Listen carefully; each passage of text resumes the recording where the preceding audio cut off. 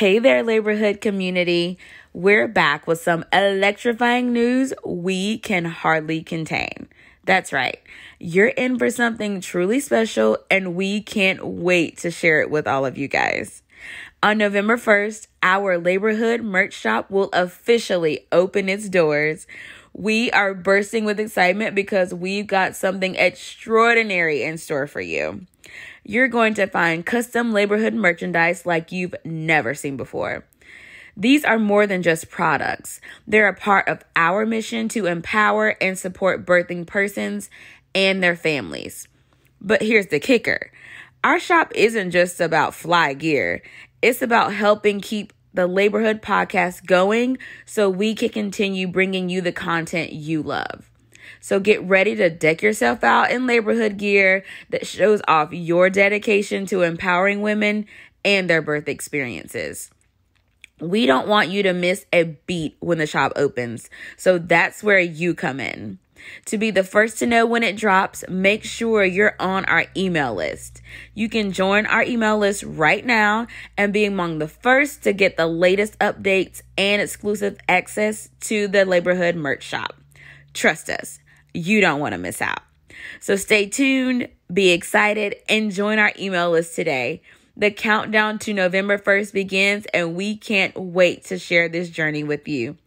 Thanks for being part of the Laborhood community, and now let's dive into today's episode. Hey guys! Hi! Welcome back. We are on episode 2 of the Laborhood Podcast. Mm-hmm. I am one of your hosts, Bria, along with my good friend Shay over there. And you might see somebody very, very special that's visiting us today. We have a very special guest, our very first guest on the podcast. Ladies and gentlemen, we have the incomparable, I love that. Dr. Timberly Butler is with us today. Oh my God. Yes, ladies and gentlemen. Thank you. Gas me up. I appreciate it. Yes. So it's so funny because Timberly, Shay, before we even got the podcast going, we immediately knew we wanted to have a guest, and we looked at each other and we were like, well, we got to have Timberly on the show. We got to have her on the show. Thank you. We have known you, let's see, since... When did we start? 2019. Yes. 2019. So a long time. In the trenches. In the trenches. If y'all knew the stuff that we've been through on this couch, what we've been through together, y'all would be like, girl, why are y'all still doing that? Why are y'all still doing that? Exactly. Who told y'all to keep doing that? Pre-pandemic as well. Pre-pandemic. Exactly. Yes.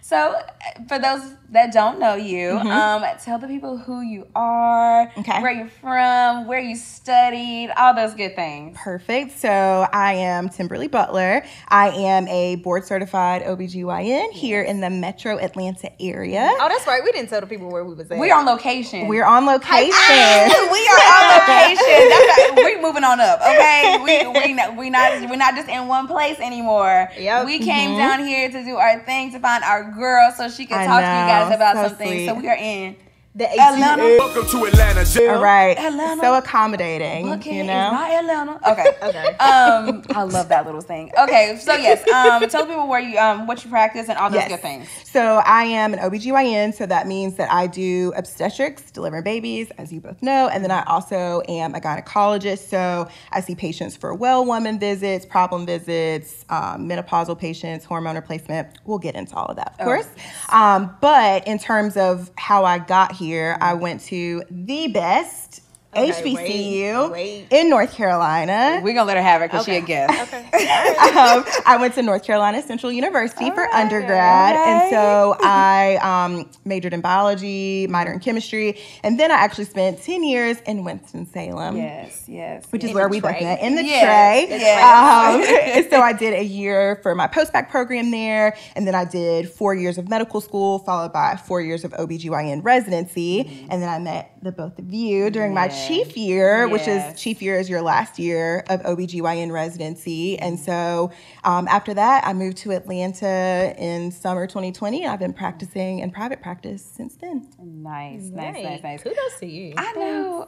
We're so proud of you. I'm so proud. It's a long road. We come full circle at this point. Full circle. So, of course, you're OBGYN, but what made you choose, because as a physician, you could have chose a whole lot of things. Yeah. No, What honed you in on OB? Yeah, so I would say one, as you guys both know, I'm a very chatty person. And so I definitely wanted to be in a specialty that was going to allow me to have a relationship with my patients. I didn't necessarily just want to kind of be in and out like, you know, like an ER or urgent care doctor or your anesthesiologist. You know, I wanted to, you know, build a relationship over time. And so OB allows me to, you know, see patients as teenagers, follow them through their 20s, they get married, they're ready to have babies, all of that. So I think that was one of the more appealing things about the specialty. And then also, you know, I was really interested in reproductive health in all the science classes. I was really good at that. And so I think the specialty really just allowed me to, you know, marry the two things that I liked the most. Also, I knew I wanted to do something with my hands, wanted to do something procedural. And so OBGYN just gave me the ability to also do surgery in addition to building those relationships. And so, yeah, it just kind of gave me everything I was looking for in a career. And one thing. Love that. And, you know, you've been practicing for some time now, and you practice in, you know, in the Triad area in North Carolina and also here in a much bigger city. Has OB as a whole, has it been what you thought it would be going into it? Yes and no. Yes, in that, like, the day-to-day mix of, like, I go over here and I see a pregnant patient. I go over here, I do an annual. I go over here and I see a problem visit. That was kind of similar to what we did in residency. The patient population, for the most part, is also the same. You know, I take care of, you know, Spanish-speaking patients, patients who are uninsured, patients who have private insurance. So I still like the mix in terms of patient demographics. I would say the difference, and you know, we could get a little bit more into this as well. I don't think that residency necessarily prepared me for the post-COVID social media aspect of medicine. Can we please? Lord, oh my God. You know, it was that, and you know, and I talked to my partners who were, you know, just ahead of me. I talked to my partners who are older than me, and I think that's a very new challenge that we have to face as providers, which I don't think I was prepared for. I mean, TikTok was barely a thing. You remember that TikTok? So so early. I mean, that was early days of TikTok, right? Yes, so there just wasn't really, I think people were starting to do like the medical information, what do they call it? Medical entertainment, something like that. There are so many more medical providers on social media now giving medical advice. There are also people who are not medical. Absolutely, let's talk about that. No medical background whatsoever. Absolutely. Or it's medical and it has nothing to do with the specialty that they're talking about. Absolutely, like you're a nutritionist. Why are you talking about pregnancy? Right. You know, like it's like absolutely. You have to be able to vet your sources, right? You have to be able to what do they say? Rightly divide. Okay? You got to be able to really, you know, make the best decision in terms of, can I trust where this information is coming from? So I think what I wasn't prepared for in the job was spending so much of my time battling just medical misinformation. I think that is a very kind of new and relevant, you know, challenge that we're facing right now. Yes, and I think me and Shay and I were talking about this kind of on the way down here. How oftentimes what we're seeing is that people are preying on the fear that particularly the pregnant population has, and even monetizing off of that fear for the likes and the clout, you know, and all that good stuff, and you know, throwing a lot of terms together, and it's like that is not what that is. That's not what that is. It sounds good for non-medical people, but for those that know and they're in a specialty, it's like this is really bad and dangerous information that you're spewing out here absolutely for millions and millions of people to see. Like I say it all the time, like Dr. Google is really going to put me out of business. Absolutely. And TikTok, I say that all the time. And, you know, again, I keep saying we'll get into that a little bit later, but, you know, specifically, you know, preying on vulnerable populations, right? Like Black maternal morbidity and mortality. And when I say morbidity, what I mean is like, you know, complications or sickness. Mortality, obviously, people passing away because of pregnancy-related complications. I think that, you know, there are people out there who are really, you know, like you said, monetizing off of that and really trying to, you know, cater to that population and cater to that fear. And so it makes an already, scary time even worse. So yeah, I definitely think, the social media landscape is a challenge that is not going anywhere anytime soon. So Yes. I love all of that. Oh, I'm so glad you're here. So I think, as everybody's sliding down on the couch. I know. Yeah, we're shuffling. We're shuffling. So of course, once we start talking about, OB and we start about having babies. Yeah.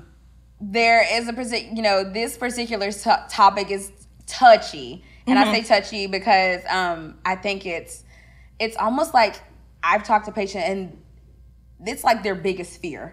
It's their biggest fear. Once we start talking about that C word, or they will come in and say, "I just don't want to have." That is their birth plan. I don't want to have a C-section. Quickest way to one though. Yeah, and that's what we talked about on like season 1, like birth preferences, birth desires. Because as soon as you say plan, absolutely, as soon as you say plan, or that whole we can do it. I just don't want that. And it's like, oh babe, we gotta talk about it. It's so complicated. It's layered. It's so complicated. So we're gonna get into talking about that C word, talking about cesarean section. Hey there, Laborhood listeners.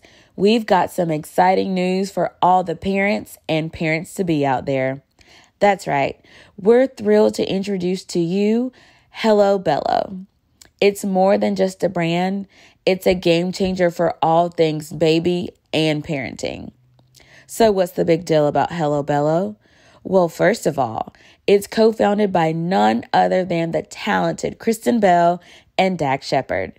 But more importantly, they believe there's no such thing as other people's children, and we love that philosophy. They're on a mission to make premium parenting accessible to everyone, and they're doing it with the range of fantastic products that we can't help but adore. From baby care to personal care and even household items, Hello Bello has it all. And the best part, they keep their prices affordable while maintaining top-notch quality. Now here's where the magic happens for all of you, our amazing listeners. You can get an exclusive 20% off your first Hello Bello order when you use our unique code THEL at checkout. It's a win-win. You get to enjoy Hello Bello's premium products at an even better price, and by using our code, you're supporting the Laborhood. Just head over to hellobello.com and start shopping and saving. Thank you for being part of our Laborhood community, and thank you for considering Hello Bello for your parenting needs. Let's make some magic happen together and bring premium parenthood to all. Hey, Laborhood gang, I'm so grateful to have all of you tune in and make this podcast so special. That's right, I truly appreciate your support, and I wanted to let you know how you can take that support to the next level. You can now become a supporter of the Laborhood by pledging a monthly recurring amount. You can continue to help us on our mission to advocate and support birthing persons and their families. It's super easy to do. Just visit our website at www.thelaborhoodpod.com or check the description of this episode for the link. Your contributions help to cover the cost of producing the podcast, reaching more people, and making a positive impact in maternal health care. So if you are in a position to become a supporter, because we all know how our coin is, we are so incredibly grateful. Every little bit goes a long way. And remember, you're not just supporting the podcast, you're helping us create a safer and better birth experience for all. Thank you so much for even considering it, and thank you for being a part of the Laborhood gang. Some of them are necessary, and some of them are choice. And some of them are Bria, we're not going to get into that. Okay, listen. Maybe you should start calling Timberly. Right. I'm going to switch my practice. I'm about to come down. Please do. We'd love to have you. Yes. So we're going to talk about C-sections. And so I guess I'll get you, because Shay and I, we can assist. We can talk about sections. I can't do the cutting or the calling. I can't do the cutting or the calling. So I think you are the perfect person to kind of, let's walk us through a C-section, kind of what that looks like. And then we'll start to get into the nitty gritty. The nitty gritty, yeah, for sure. The nitty gritty Okay. of it all. Yes. Yeah, so I would say first and foremost, the C-section is the most common surgery that's done in the United States. It's the most common surgery that I do at big, medical centers. I mean, it was nothing for us to do 5, 6, 7, right? Yes. In one day. Yeah. And so it is a very, very common surgery. And I try to tell patients that because I think, knowing that, hey, this is all I've been doing today. Yes. Kind of, just reaffirms their confidence in me as a surgeon. So I always start there, this is very common. And then also to destigmatize it. This is very common. It's the most common surgery done in the United States. This is not a rarity. Yes.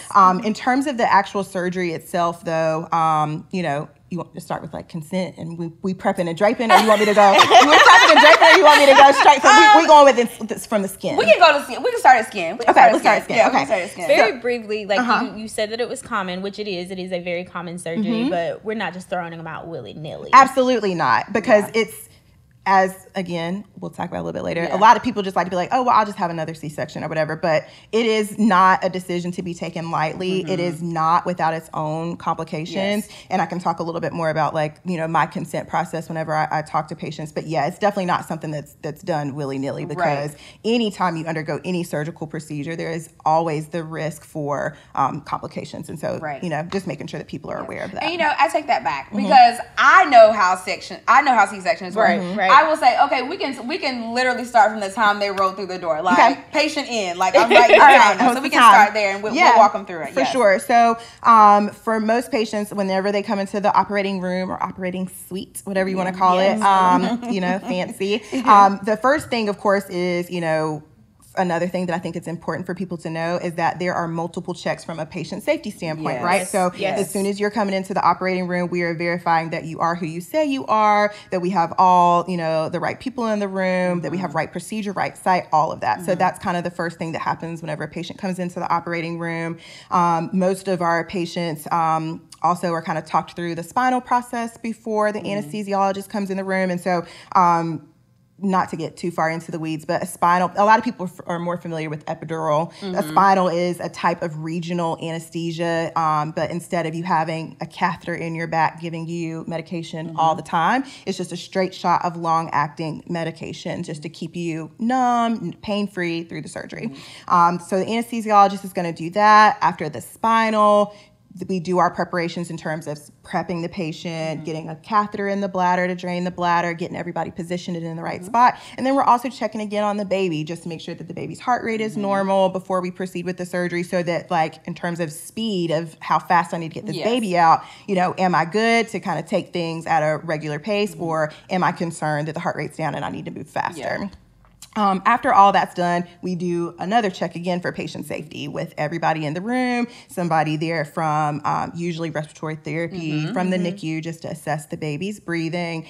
There's baby nurses and everything. So, again, I tell patients there's going to be a lot of people in here. It's going to be like a NASCAR pit crew. Yeah. People just going to be working and moving around. Yeah. So don't let that scare you. But there are a lot of people involved in making the surgery go smoothly. So after all of that, in terms of my part as the surgeon, we make a very small incision near the bikini line, and we're going through the skin layer. We go through the subcutaneous layer. We go to the fascia, which is the supportive layer that kind of holds all of your organs in place.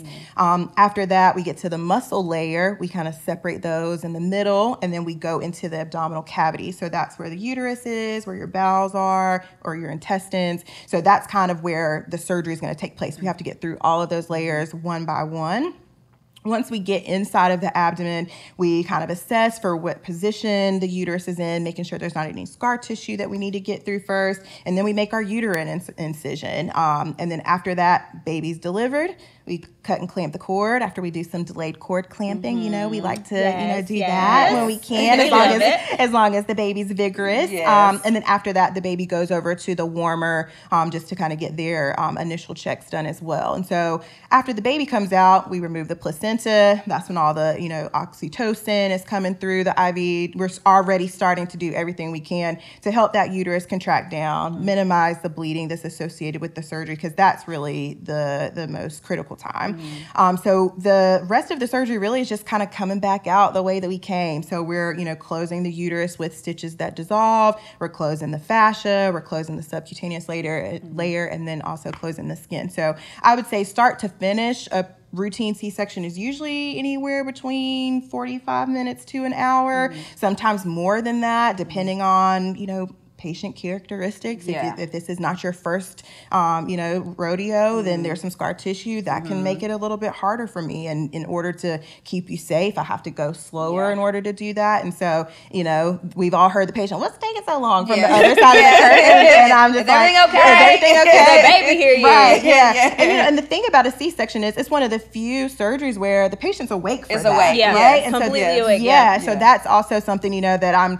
trying to communicate with the patient in real time. Like, not just when the baby's coming out, but like, yep, everything's looking good. We're getting ready to close up. Just because, in a lot of things in obstetrics, that is completely out of your control. And that can be very anxiety-inducing to them. So I think you can't see. Like, there's a drape from here. Exactly. I can look this way, and that's it. Yeah, exactly. Yeah. And, of course, try to show the baby, when we can over the drape and everything. But a lot of it is just a very eerie sensation because it's out of your control. And, so anyway. But that's the process of a C-section.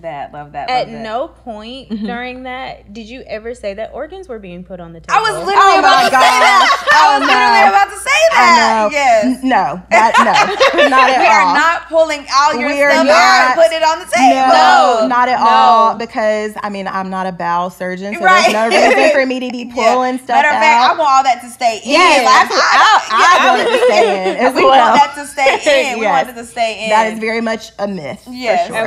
Yes. So I know some patients with C-sections about what's like a length of stay, like as far as the staying in the hospital. Yeah, so I would say on average, most patients stay anywhere between 2 to 3 days after their C-sections. I find that as long as you're meeting your post-op milestones, and so what that means when I'm thinking about your post-op milestones is your pain well controlled? Are you eating and drinking without having nausea or vomiting? Has your stomach woken up from surgery, right? Are you passing gas, having bowel movements? Are you able to walk around? Is your bleeding controlled? So we're looking at all of those things to determine whether or not you're ready to go home. So I always say, to my patients, I want to make sure you're doing everything you need to do to go home so that we're not worried about a readmission and, all of that sort of stuff. So I want to say most insurance companies, though, will pay for up to 4 days. Sometimes folks do need to stay that long, but I would say more on average of 2 to 3 days. 2 to 3 days. And I know... I was going to say, what does the pain management look like for after a C-section? Yeah, I think it's different for everybody, but our general protocol, of course, is to try to minimize the use of narcotic medication as much as possible. To start out with, when they do the spinal, that long-acting shot of numbing medicine, a lot of hospitals have adopted using something that prolongs the length of that medicine so that you still have sensation and motion return, but you still have good pain control. So I would say probably that's the first place that we start. I usually try to schedule patients on the things that are not narcotic. So let's get you on some scheduled Tylenol. Let's get you on some scheduled Motrin. We do Toradol often, which is like an IV form of ibuprofen. I know. I love IM Toradol. Love right before you leave PACU. Give them a little IM, baby, you're on your way. Absolutely. You are good to go. But I do tell patients, do not feel bad if you still do need something outside of that, because ultimately, don't be a martyr. We know that, small doses of narcotic medication are safe in breastfeeding. If that's a concern, and you just monitor the baby for any sort of, somnolence or sedation or anything like that. But also, I tell my patients, and if I start you at the lowest dose and it's not enough, don't be afraid to tell me that it's not enough, right? Because, we've all seen the studies about how, Black women have different pain tolerances and all that sort of stuff. And so I do think that there is a fear of some of our patients who come in, they're like, well, I don't want to be a bother. I don't want to ask for too much. Or they're afraid that nobody's going to listen to them. So I tell my patients, I'm like, hey, if this 5 milligrams ain't enough, let me know. We can go to 7.5. We can go to 10. You might not be able to get it as frequently, but we can absolutely, shuffle even things just around. To get through that breakthrough and kind of get ahead of that pain. Absolutely. Yes. Because again, the worst thing is when you fall behind on that pain regimen and you're just having to play catch up. Yes. So, I tell patients all the time, I mean, again, don't be a hero. If you need the strong stuff, that's okay. Percocet, you want one? It's okay to do that. I mean, you just had a major abdominal surgery, right? So I think that's probably the standard for a pain regimen. Nice. Okay. Did you have something you want to say? What's that?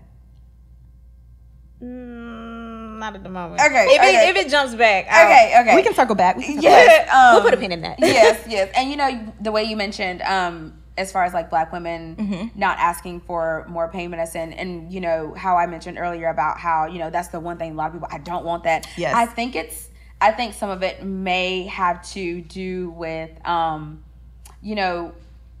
if you don't have a vaginal delivery, you feel like a failure. Oh my gosh. You feel like a failure. You're not as strong as the next woman. Or my mom, all my cousins had vaginal deliveries. Why am I having to have a section? And so I think that is a part of the reason why, not just Black women, but a lot of women are my motto, all birth is natural. And until somebody, either one has the balls to tell somebody that they have not had a natural delivery, or because I'm not gonna look you dead in your face and be like, oh well, yours was unnatural. I'm not. So if somebody grows the balls to do that, seriously. Or if somebody can define what an unnatural birth is, sure, maybe. But until then, all birth is natural. Yeah, totally. And I think there's another aspect is that sometimes it's cultural too. My heart goes out to the patients that really fight to try to delay that epidural as long as possible, and I'm like, babe, it's okay. It's okay. Just because I think that there is well, my mom did it this way, my aunt did this way, my sister did it this way, and so your birth is your birth. There's no comparing. There's so many factors that go into it, and so comparison is the thief of joy, man. Yes. In all aspects of life. In all aspects of life. I'm gonna talk to a lady about that. Okay. So we kind of walked through, that's kind of what our scheduled C-section kind of sounds like. We get to walk in, we do all our draping and things like that. But there are certain instances when we got to move a little bit faster for the safety of either mom or baby. And so we have our scheduled C-section, but we also have our urgent and our stats, what we call, our emergency C-sections. Correct. Right. Which are very different. So I want everybody to understand, urgent C-sections typically, like I said, something is, going on with mom or baby. We might not need to move super fast, but kind of we probably shouldn't delay it anymore. We should probably have a baby within the next hour. Yeah, have a baby within the next hour. So can we kind of touch on why we might be looking at an urgent, probably something from the floor, something like that. Absolutely. Most of the time, the one that comes to mind for me is, non-reassuring fetal heart rate tracing. So, during the labor process, we are multiple people at multiple parts of the floor are watching that baby's heart rate like a hawk. And if there's any concern that the baby is not tolerating the labor process well, and the mom is not close to delivery either because she's not dilated all the way, or she's already been pushing for, depending on if you've had a baby before, it's 2 to 4 hours, I guess, depending on if you're a first time mom or you've had babies before. That would be one reason why we would say, okay, baby's not tolerating this labor process. We're not anywhere near delivery, so we need to expedite this process. So that was probably the first thing that comes to mind. Or there's a concern about bleeding from mom, if there's concern about, I guess abruption is more so emergency. But that would say, I can go in a stat though, if you want me to go. Yes, definitely.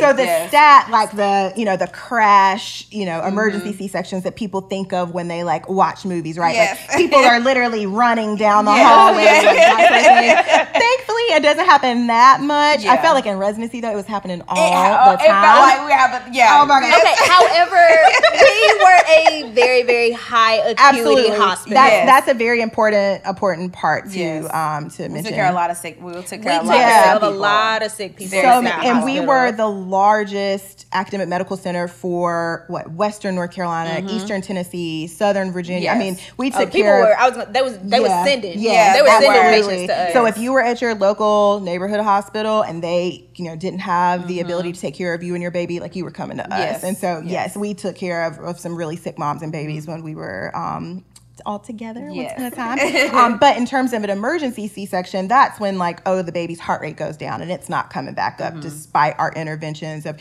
trying to get more oxygen, through mom to the baby. We're turning you in different positions to try to increase that blood flow. If there's no sign that the baby is going to recover from that, we're going back to the back. Yes. Placental abruption is where basically the placenta is detaching from the uterine wall, and there is concern that there's a lot of blood loss, so that's dangerous for mom, but also the placenta is the baby's lifeline. So if there's not good blood flow coming through there, the baby is basically starved of that blood flow. So we're trying to, work quickly to get the baby out.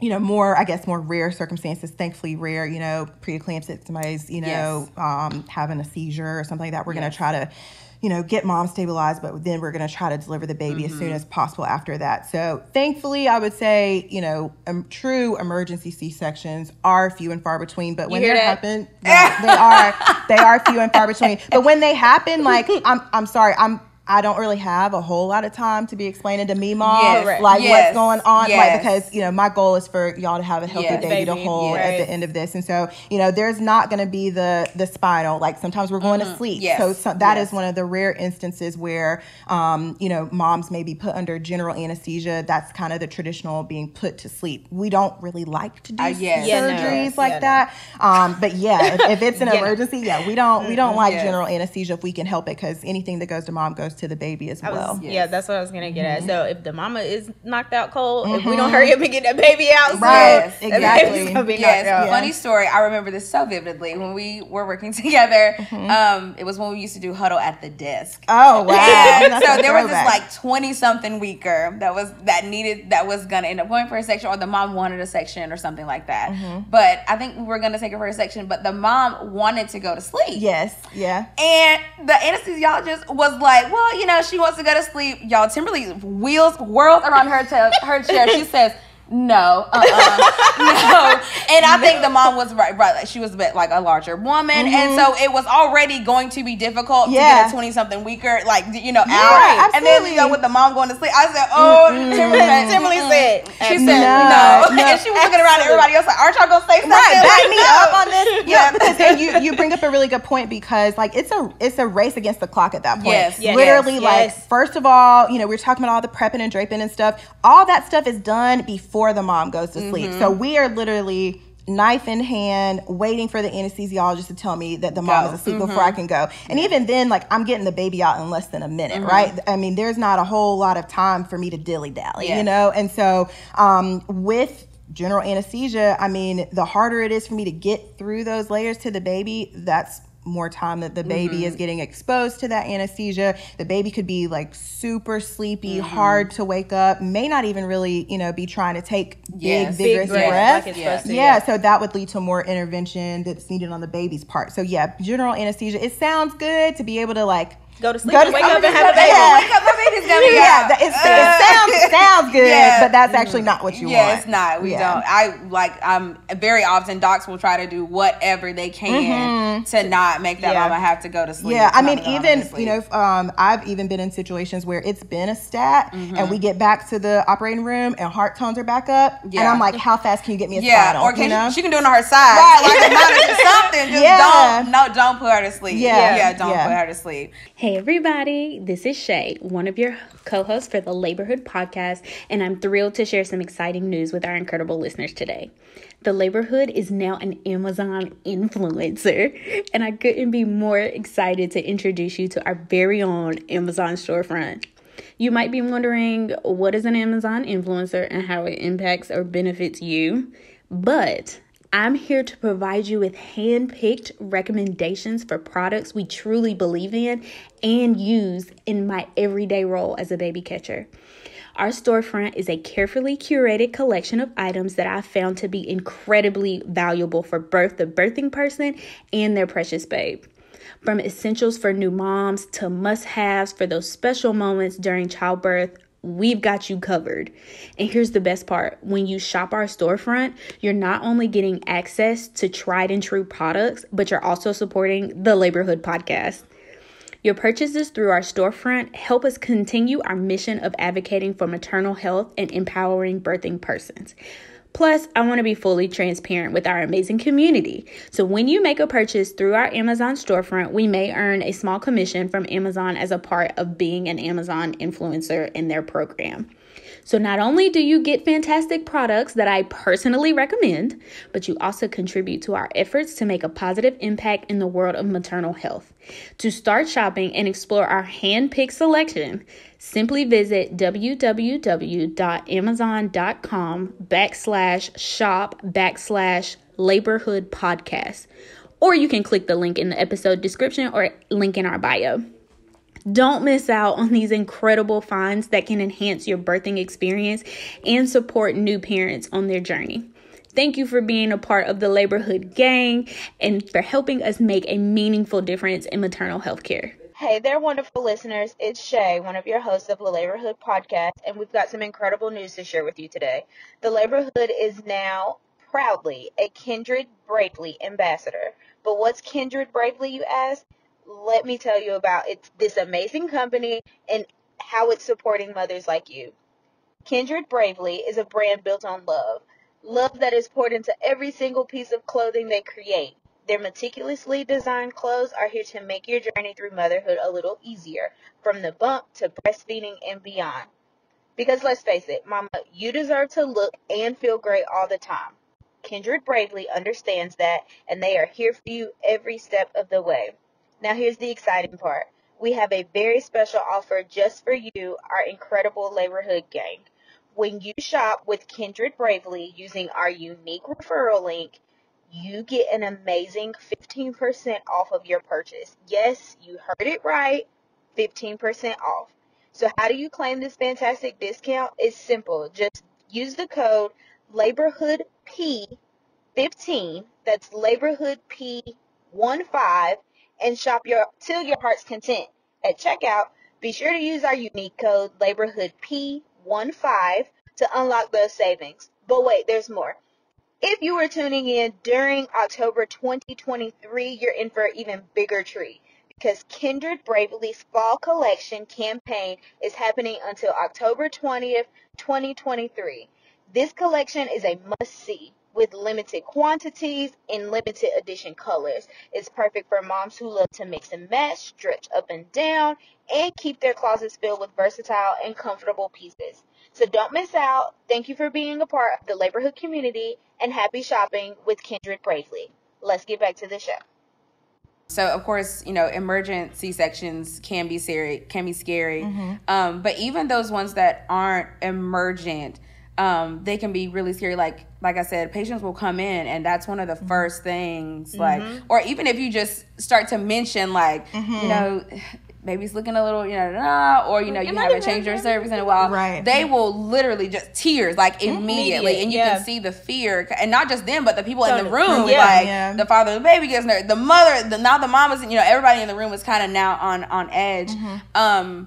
Why do you feel like that fear is just so overwhelming? Overwhelming. Yeah. I think to go back to a point that Shay made was, I think that there's a lot of stigma on what is a natural birth. Mm-hmm. And so, for whatever reason, there's a badge of honor that people wear when they are able to have a vaginal delivery. Mm-hmm. The other thing I think too is just that I think a lot of moms, they haven't had an opportunity to mourn the loss of their imagined birth, if that makes sense. Oh, yes. So, you've spent your whole pregnancy imagining, and Lauryn Hill is going to be playing in the background.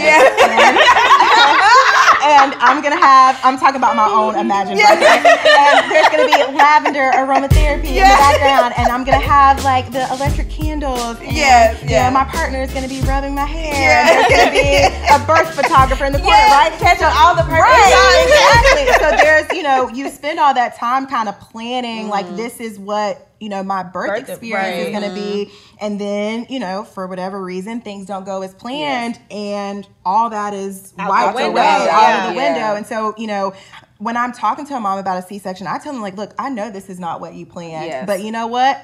we can play Nothing Even Matters back in the OR. I will turn it on. I can do that. I've operated in the dark with just my surgery lights.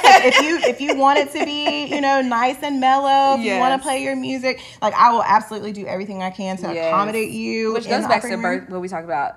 If patients like birth plans or things like birth preferences aren't just for vaginal delivery. Yeah. Right. Like if you were having a schedule section, talk to your OB about, girl, can we have a little, Renaissance playing in the background? I am a music. I cannot operate without music. Yes. Like I just need something like in the background. And so, and I'm quick every time when I come in, when they're sitting for their spine, I'm like, what you want to listen to today? Yes. You want some 90s pop? Yes. What do you want? Yes. You want some Gap Band radio? Yes. I can tell you talk Eric Usher because I have not had a silent C-section with that man. And it can be something. It might be. If you let Eric pick, it might be ratchet. Right. It might be. It's gonna be. You gotta press the button. The parental advisory. Yes, we want the clean version. We want the Make sure version. you put that explicit. I'm that's so good that you said that to mourn the loss of what they thought it was gonna be. Because like you said, they've spent sometimes 40 weeks planning, and they've heard stories about, their cousins had a beautiful, this happened with their cousin, and it was great. Did this. Right. Yes, and that's such good wording to mourn the loss. That's such good. I really like that. I'll talk about living scary. And I think, that's kind of going back to why they get such a bad rap, too. Well, it's a bad rap because it's looked at, like you said, patient, I think it's like this badge of honor when you can say you've had a vaginal because it's the natural one. And even I think the same kind of badge of honor goes with having an unmedicated birth, too. Like, correct. I didn't get enough. I had all my babies with no medicine.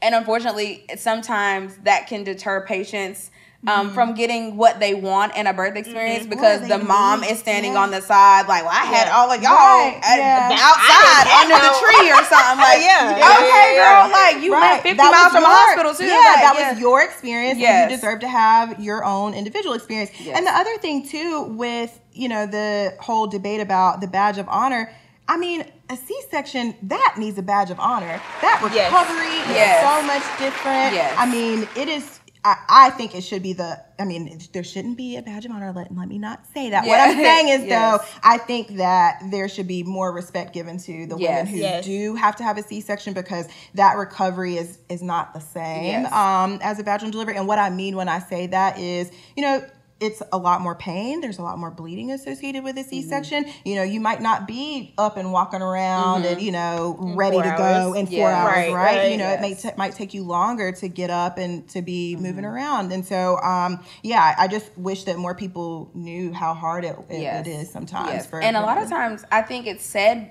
in a sense that the mom chose to have a C-section. I was just about to say that, like, so many women think that their bodies have failed them, and they're no longer a woman because of they had that kind of a birth experience. And I actually had a patient the other day, and she legit thought that she was no longer a woman because she had something done that was medical, like it didn't happen how her body was designed to do so. And I was like, no, you literally grew a human from scratch. Show me a man that can do that, and then we can talk. Done it, so I haven't, like, you're my superhero at this point. Absolutely. But I'm like, I tell them all the time, like, as long as you get to go home with a baby, absolutely. I don't care how you won. You've won. You've won. Yes.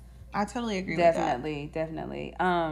I had something on the tip of my tongue that I was going to say. No, it's fine. Oh no, it's fine. I'm sure it'll come back when I say something else later.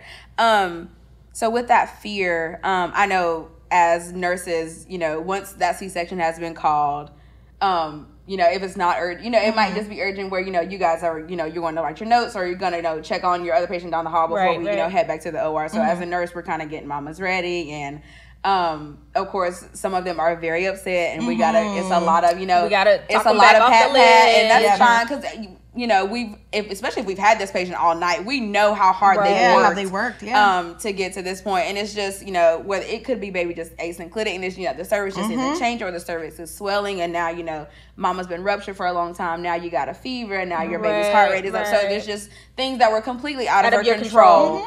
But as a physician, how do you kind of, if you have that time, how do you kind of talk to your patients and kind of just ease that fear and that anxiety a little bit with your patients? I mean, I think a big part of it is just validating what they're feeling. And then also, not that they need my validation, but also that, you know, I think part of motherhood is making the best decision that you can at the time. And a lot of that is what's happening at a C-section. Of course, we know that your desire may have been to have a vaginal delivery, but, you know, I see moms every day put the health and well-being of their babies ahead of themselves and put themselves at risk to undergo a C-section for the delivery of their baby. So I think just validating, like, you know, you're a good mom. I know it may not feel like it in this instance. Right. I mean, it may not feel like it, but you are. Yes. And then I tell every single patient that I operate on, even if it's not an OB patient, if it's GYN, I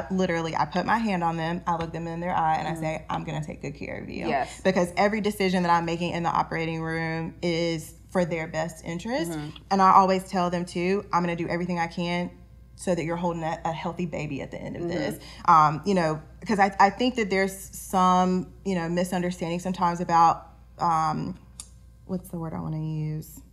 Almost like the doctors may have an ulterior motive behind, you know, and I can only speak for me. Can't speak for any other OBs, and just the way that I practice. I try to explain, we've tried this, and we've tried this, and at this point we're kind of out of options. You know, I think if you have the time to sit down and kind of explain to them, walk them through your own medical decision making, I think that makes them feel more comfortable with the decision versus just, you know, she's been pushing for an hour, I'm ready to go home. Big brother comes on at 8. I think that, you know, trying to explain that to them. And also, you know, the model of OB has changed significantly over the last, you know, I would say probably even the last decade, where a lot of practices share OB call. And so, you know, we can kind of get into, you know, patient preference in terms of who's their delivering physician. But, you know, there's not the same pressure that, like, oh, well, you know, I need to make this money. You know, I need to make this money, so I need to do 5 C-sections a day, right? Like that really doesn't exist anymore. So yeah, I hope I answered your question. Yes. You totally did. And that taps into what we're going to talk about in a little bit. So like you said, you kind of talked about the fear, and I think 3 Black birth workers sitting here, we can't, you know, have a conversation without talking about Black maternal health. So according to the March of Dimes, in 2021, the C-section rate was 32.1%, which is about average like 22.3 of 100 births were C-sections. So we're talking about like 100 people. 100 people, and 22 of them had a C-section. But going a little bit deeper into that, of that total, 36% were Black women. Were Black women. How do you think that got there? Because I think if I'm correct, when I look, that was the highest amongst, I think it was Black women, Hispanic and Asian Pacific Islander. So Black women was the highest at 36%. I think the next one was like 31%. And it's more so in Hispanic women. And yes. So how do you, I guess, how do we kind of get there? Yeah. I think 2 things immediately come to mind. And, you know, again, this is just, it is what it is, just from the numbers. But Black and brown women have higher incidences of chronic medical conditions, things like high blood pressure and diabetes.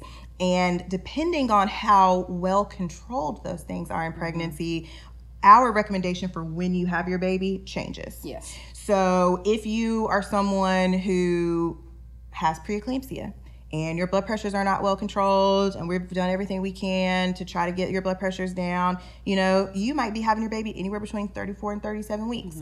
And what I don't think that some people realize is that whenever it's recommended that you have your baby early, which means you didn't come to the hospital because your water's broken, or you didn't come to the hospital because you're having contractions and your cervix is changing, those patients need to be induced. And what I mean by an induction is that we have to give your body medications to make it do something that it wasn't naturally prepared to do. And the body can be stubborn. It can be stubborn. It can be very hard to do that. And so part of setting the expectation with inductions, I tell patients, you're not about to have a baby today. It might be tomorrow. It might be the next day. Listen. But again, we're having to convince your body to do something that it wasn't naturally prepared to do. And so I think that, and again, there are clinical trials that show that, elective induction at 39 weeks doesn't increase your risk of C-section. But in my anecdotal experience, I think that if you are trying to make somebody have a baby, the earlier and earlier that has to happen, I just think that, one, sometimes your body just is not ready to do that. And then two, just to be honest, some people don't want to be laid up in a bed for 3 days. I mean, let's talk about it, right? I wouldn't, right? Yes, right. So I think part of patient autonomy, which means letting patients make the best decisions for themselves once they have all the, adequate medical information, is that sometimes I've had patients to be like, you know what? I don't want to do this. I don't want to do this anymore, right? So that's the first part. And then the second part would be that if you have had a C-section before, depending on where you are, it might not be an option for you to try for a vaginal delivery. Yes. So just a little bit of background. It is a lot riskier for you to try for a vaginal delivery after you've had a C-section because you have an incision on your uterus that is not made out of the same tissue that the rest of your uterus is. And so that naturally is a weaker spot. And so one of the most catastrophic things that can happen in obstetrics is a uterine rupture. We've all seen one. We'll never forget it. And so because of that risk, not all hospitals are willing to take on that risk. And so you can't just walk into any old hospital and say, hey, I want to trial of labor after my C-section. It has to be a particular hospital with 24-hour anesthesia coverage so that if there is that catastrophic complication of a uterine rupture, we are very quickly able to get you to the operating room and do an emergency C-section. Also, might not be providers there that are willing to accept that risk. And so, there's a lot of things that have to come together to allow for a patient to try for a vaginal delivery after a C-section. And, depending on where you are, that may not be an option for you. So if you've had one before, you might just automatically be set up for having a repeat C-section. I know, I think you had kind of, I feel like I had where I was going to head earlier talking about that trust within, when you said about calling the C-section and assuring your patient and things like that. I think we also experience that too because, and when you said making sure your patients know that you have done all that you can do, we definitely feel that as nurses too. Because even more so than me, because y'all are in there with them. Yes. I think it does. What I've noticed is that if a C-section is called and that mama has been, and that family has seen you in there flipping and flopping all night. We've turned PIT on and off. We started it again. We've done all the things. Literally done everything but stand on your head. I have seen patients, once that section is called, I've seen that anxiety.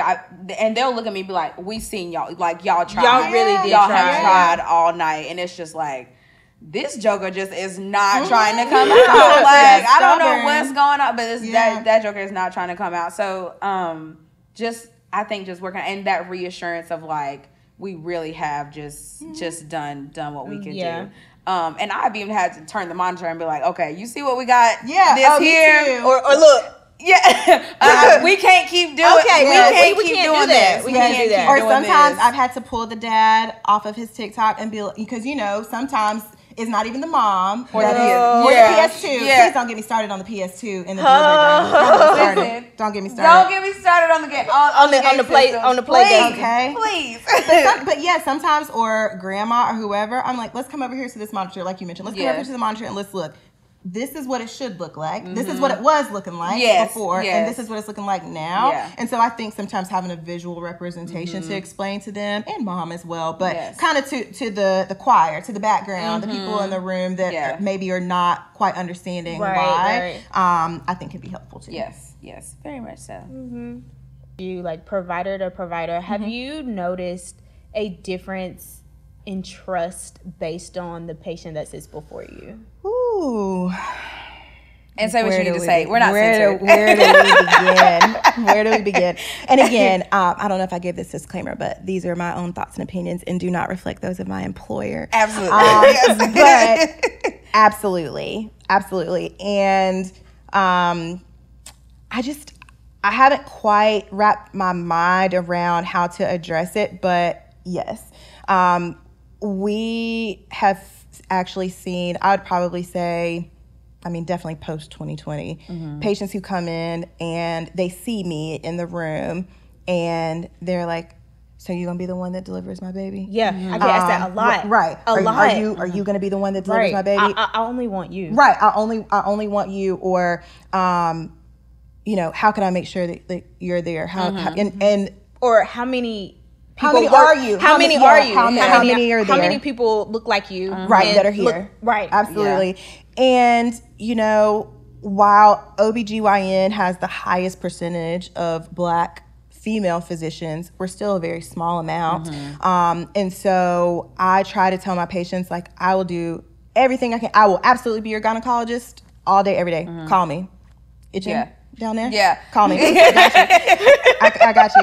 But I try to tell them, it's so hard, y'all. Yeah. It is. It's hard because I don't want to make any promises that I can't keep. Correct. There are some times where I'm in town, I'm not on call, but I'll come in and deliver your baby. I have done that before, but I think there just has to be a bigger conversation, like, because I can't be on call every day. Yes. I really can't, it's been very important to me to cultivate a work-life balance and to try to pour into those relationships that I couldn't prioritize while I was in training. And so I love this job, and I do really believe that, like, it's my life's calling to do this. But the fix is not just only Black physicians can deliver Black patients. Right. That's just not the answer. Or Black providers can deliver Black patients. That's not the answer. The answer is that everybody needs to have cultural competency. And cultural sensitivity to be able to take care of these patients. And so, I try to instill the confidence in them that, like, I will see you for every OB visit that I can. If you ever have a question about something that you've talked to somebody else about, please call me, please email me through my chart, even though my chart messages. I don't check them all the time, but I'll respond to it when I get back to the office. But I do try to have that open door for them to know that if they have any questions, they can contact me. But it's just physically impossible for me to be there. And so, but I am honored. We've all had those moments where we've had Black patients or something, and there's a Black grandma in the room, and she comes up and she is, baby, I'm so proud of you. I'm so happy to see you. And it is. Not to say that they weren't. Right. Not to say that they weren't, but I am so proud of you. I'm so happy to see you. And I've seen the anxiety leave the patient when it's the nurse is Black, the delivering provider is Black, the surge tech might be Black, and they look around and everybody in the room looks like them. Yeah. And they're just like, it's almost like you can see them like, okay, I'm gonna be okay. Right. Like, I'm okay. Right. Because I'm safe. They feel like they're going to be listened to. They feel like they're going to be heard. And so, it is very much an honor, but also, there's a part of me that is just, I'm really sad for them that they feel like that that's the only way they can feel safe, as if somebody in the room looks like them. Right. Yeah. Because that won't always be the case. Yeah, it won't. It won't always be the case. Yeah. So we talked about so much. I'm so in love with this episode. I feel like we need a part 2. I know. Y'all just let me know. We'll come back. So talking about, we talked about C-sections and, just being the provider and things like that. I feel like there are so many myths behind just C-sections in general. But, and I kind of want to debunk some of them because it's just, when I hear it, it kind of like makes my teeth grind just a little bit. Because I've heard it before and it's, well, they do more C-section because that makes them more money. And it's like, baby, I'm here for the next 12 hours, whether somebody have a baby or not, you know? Yeah. And I think that's such a myth that needs to be debunked. Yeah. It's like, that providers or even, I've heard it say they get, who is they? I'm by the hour, baby. I'm not getting paid no more, however you have this baby. Your insurance is not. Right, exactly. And that's another thing, to my knowledge, and of course, North Carolina and Georgia and all that may be different, but for most insurance companies, I want to say there is a global fee that is paid for your pregnancy. So that includes all of your prenatal visits, all of your ultrasound, your delivery, and your postpartum visits. And that is a flat fee. Yep. Now, whether or not the hospital's going to get a little bit of extra because they had to do a spinal versus whatever, I mean, maybe, but that's not going in my pocket. Yes. That's not. Yes. And I mean, that makes sense, right? Because there are supplies that we have to use. They're different in a surgery, C-section versus a vaginal delivery. But yeah, I'm not getting any sort of kickback for that. Right. And the other thing that I've heard is that C-sections are easier. For who? I said, you know how much charting that is for me? It's not easier. It's just easier because then they can just do it and they just go home. No, they can't. Actually, it takes more time. It's more, literally you're in the hospital longer. We were talking about postpartum stay. Yes. You're in the hospital longer. And then also, like, people say that and they're like, oh, I'll just have another C-section. When it's number 3, number 4, number 5, number 12. Were you there? We were talking about the G18, P16 girl that came in, and it was like her 7th. Vaguely familiar. I was gonna say she was pregnant like every year. She probably saw her before she even became a chief. Probably. But yeah, I mean, it's that, you know, when you've had multiple C-sections, that then becomes a danger for the patient. Yes, because again, we were talking about how the uterus heals, how that scar heals. There have been some patients, y'all, where I have done a C-section, I look in and I can see the baby through the uterus. Woo! Yes, there's a uterine window. Yeah, where literally the scar in the uterine wall has been stretched so thinly that I can look in and see the baby moving around in the sac. And that's dangerous, right? Because you could have a spontaneous uterine rupture that way. Yes. And so it's not just, oh, well, I'll just have another one. I mean, if that's what has to happen, then of course, like I'm still going to do everything I can to keep you safe. But it does make for a more difficult surgery. Yes. For sure. So I any message you can think. I knew those two were just like on the dome for me, like, because I've heard them, you know, they just want to do C-section, they can go home. I'm thinking, baby, that's actually a lot more work. It's a lot more work for everybody. For everybody. For sure. It's a lot more work for the patient, for the nurses, for the providers. Yeah. Sometimes the babies, let's not leave out the babies, right? Because when you're not getting that, the baby's not getting that good squeeze when they come out through a vaginal delivery. They have to work harder to clear their lungs on the way postpartum, you know, and they have to even, like, you know, tell mamas, like, hey, baby might spit up a little more, you know, because they didn't get that good squeeze. So the next day or two, you might hear, you know, a little more coughing, a little gagging. You might have to do a few more, you know, back pats, you know, to get all that up. Right. So yes, I think those two myths for sure. I just really wanted to debunk. That's like, y'all, that's not. That's not how it works. But again, you know, that just goes back into the general distrust that a lot of people have towards the medical system. And so, you know, I think by obviously the podcast that you guys have, you know, where there are people who are breaking things down in layman's terms and people who look like them, maybe there will be, you know, we can just build that trust back up. Yes. That's truly our hope here. Yes, that's our foundation. Not just about C-sections, but so many other things that we haven't touched on already, like induction versus spontaneous labor, and, you know, just all those things that we've kind of already talked about, where and we've had feedback come back, and patients were like, I had no idea. Because they did that. You know, try as we might, we really only have 10 or 15 minutes in that room. I really do wish sometimes that I could just sit there and explain everything and answer all the questions. But, you know, unfortunately, the American medical system is just not set up that way, where I can just spend unlimited time. But that's where people like doulas come in, right? Like somebody who can be an advocate for you, who can be a liaison or a bridge between you and your medical team. So, you know, get your questions answered. That's what get your questions answered. Be, you know, have a level of comfort with your providers, with the plan as much as you can plan. But yeah, definitely agree with that. Yes. Shay, you have anything else? I was going to say very quickly, just before we wrap up, what is one thing that you would like for patients to know from a OBGYN standpoint? Oh my gosh. Very quickly before we run out of time. I know. Not to cut you off. No, that's okay. I would say the primary thing is that I wish my patients knew how much I think about them when I'm not at work.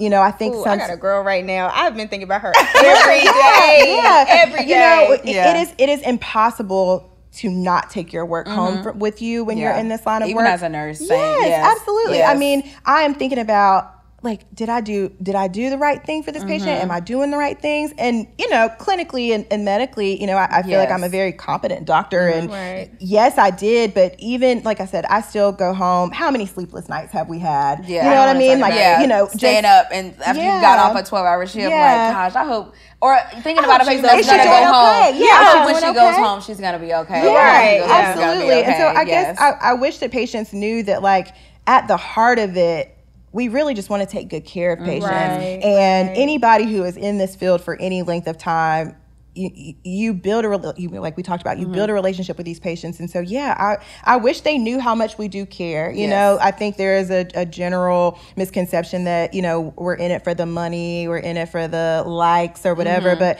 no, really and truly, like, we just want to take good care of people. So that's the first thing that came to my mind. I love that. I love that. Yes, that's so true. Thanks. Well, thank you so much for joining us. You we had such a good time. I do feel like we're going to have you back, because I'm sure we're going to get some questions on this one, and people are gonna be like, no, bring her back, because I need to talk about, you know, what we need to talk about. I would love to come back anytime. Yes. So give the people very quickly your, like, social media handles. Oh, girl, I'm not a social media doctor. Okay, never mind. But we can appreciate that, because there's a lot out there. Well, I mean, I feel like, you know, I'm in my community doing the work. That's my call. So, you know, I'm not really. So